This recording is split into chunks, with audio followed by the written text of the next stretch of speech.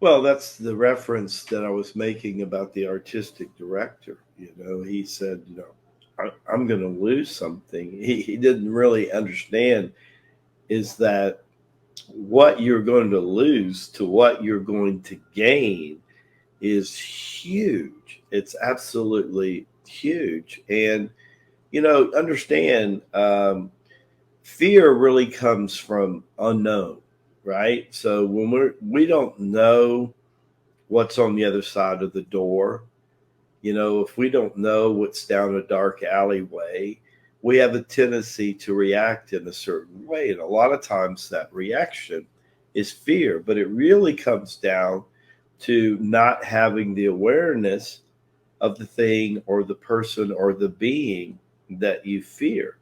So, just think when kids are young, I mean, they're taught about the boogeyman, right? Right, Mom right. and mom and dad wants them to go to bed at night. You better hurry up and get in those covers before the boogeyman gets you, right? Well, the reality is that every negative thought in 4D has a manifestation. A lot of the times it just stays in 4D. This is why a good part of the times, the only time that an individual will face their fears, their deepest fears, are when the conscious mind is asleep and they're in the dream state. Yep. And so, can you imagine if one day Abba says, "You know what? It's not getting done in 4D, so let me just let all of this show up in 3D." What the heck do you think would happen? We Would it talked. be like Ghostbusters? Excuse me. I mean, Well, be it would make on fire or it would make Ghostbusters look like a joke. And the key of it is that you know a few weeks back we talked about the veil of unconsciousness, and it's there for a reason.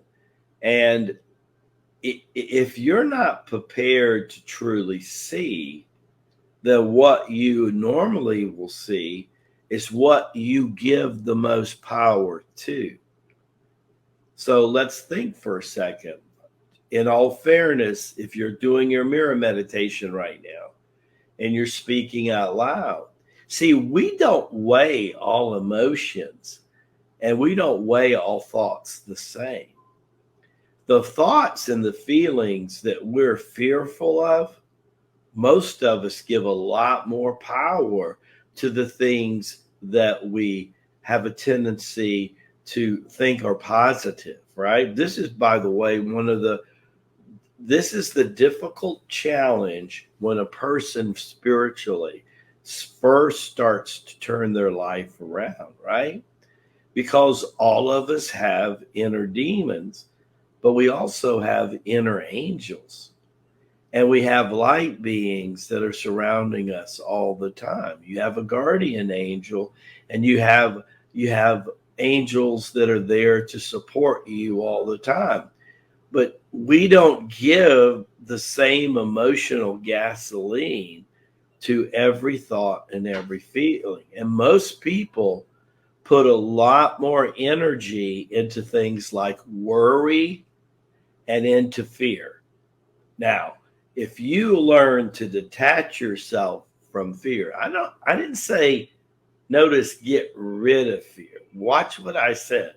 If you can learn to detach from your fear and detach from the obsession of worry. See, most people don't realize it, but worry is one of the biggest addictions that humanity has. And if I can learn to do what we call Varegi, which is Sanskrit for detachment, if I can learn to detach that and just let that move through me, well, when the veil of unconsciousness more and more gets pulled and surrender gets deeper and deeper, trust and undying faith grows phenomenally. See, now you're ready to see, to truly see. But until then, most people would see their demons, and you can't imagine what that would do to the average person. I remember saying this to a guy one day I was teaching in a dance studio, and I had a guy who used to drive 45 minutes one way just to come to class once a week. And one day I was talking about fear, and he says, "What are you talking about, Fred?" And he kept pushing against the door, and he kept pushing against the door. And he was praying and he was meditating. On top of that, he was fasting a lot.